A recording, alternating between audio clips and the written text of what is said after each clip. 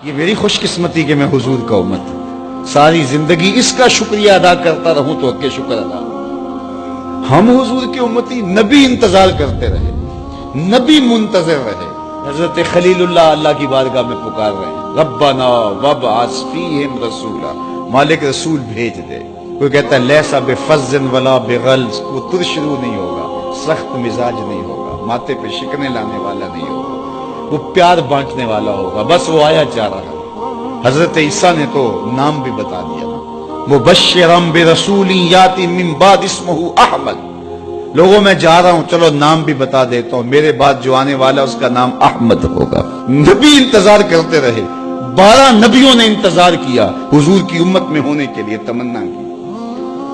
نستورہ راہب انتظار کرتا رہا, بحیرہ راہب انتظار کرتا رہا. شب ہجر کی سختیاں کوئی اس سے جا کے پوچھے, تیری راہ تکتے تکتے جسے صبح ہو گئی. زندگیاں گزار دی انہوں نے. سلمان فارسی کی کہانی سن لو, مجوسی کے بیٹے تھے, حق کی طلب میں نکلے, باپ نے گھر سے نکال دیا. ایک پادری کے پاس جا کے رکے, زندگی بھر اس کی نوکری کی. جب اس کا آخری وقت آیا, اس نے کہا میری تدفین کے بعد غموریہ چلے جانا, وہاں کا پادری خدا رسیدہ ہے, تجھے اس سے کچھ مل جائے گا. کہتے میں وہاں سے غموریہ آ گیا. پھر اس پادری کی ساری زندگی خدمت کی. جب وہ مرنے لگا تو اس نے کہا کوئی ایسا شخص نہیں ہے جس کے پاس اب میں تجھے بھیجوں, لیکن نبی آخر الزمان کے ظہور کے لمحے آ گئے. تو یہاں سے یثرب چلا جا, وہ اس نبی کی ہجرت گاہ ہوگی, تیری زندگی سنور جائے گی. تو نے بڑی محنت کی ہے, بڑی نوکری کی ہے میری. کہتے میں نے اس کو کہا کہیں ایسا نہ ہو میں دھوکہ کھا جو مجھے کوئی نشانی بتا دے. اس نے کہا 3 نشانی ہیں, ایک صدقہ نہیں لے گا, دوسرا ہدیہ رد نہیں کرے گا, تیسرا 2 کندھوں کے درمیان مہر نبوت ہو. کہتے ہیں میں نے اس کی تدفین کی, یثرب کی جانب جاتے ہوئے ایک قافلے میں شامل ہو گیا. انہوں نے مجھے پکڑ کے اپنا غلام بنا لیا, لیکن میرے پہ مہربانی یہ کی کہ مجھے بیچا جا کے مدینے میں.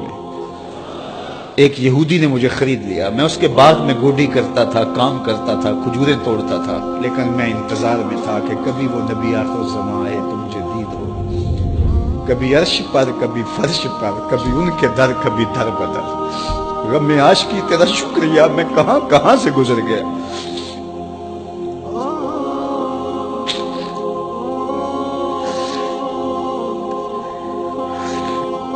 کہتے ہیں ایک دن میں اپنے باغ میں کھجوریں توڑ رہا تھا کہ ہواؤں میں مستی پیدا ہو گئی, اور ہر سمت سے طلع البدر علینا کی صدائیں گونجنے لگی. میں سمجھ گیا کہ وہ لمحے آ گئے. میں نے چھلانگ لگا دی اور دوڑ پڑا. میرے آقا نے سمجھا شاید غلام بھاگ گیا, اس نے دوڑ کے مجھے پکڑ لیا. میں نے اس کو کہا کہ میں نوکر تیرا ہی ہوں, لیکن دل نوکر کسی اور کا ہے. میں بھاگوں گا نہیں, مجھے جانے دے.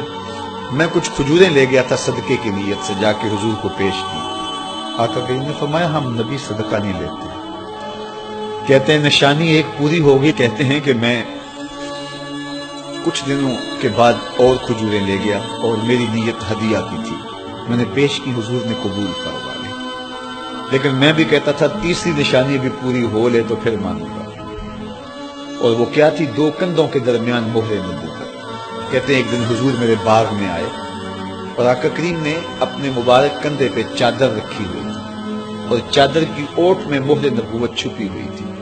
اور میں پیچھے ہو کے دیکھتا تھا, اور میری آرزو یہ تھی کہ کوئی تیز جھونکا ہوا کا آئے اور چادر ہٹ جائے اور میں مہر نبوت کی زیارت کر لوں.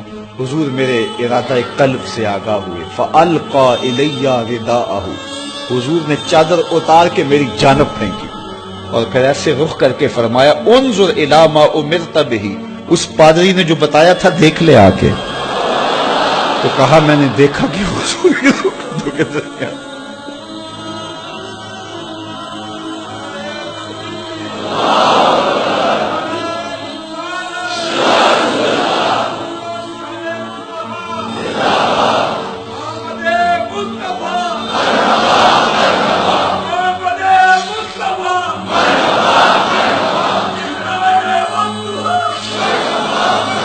شب ہجر کی سختیاں کوئی اس سے جا کے پوچھے, تیری راہ تکتے تکتے جسے صبح ہو گئی.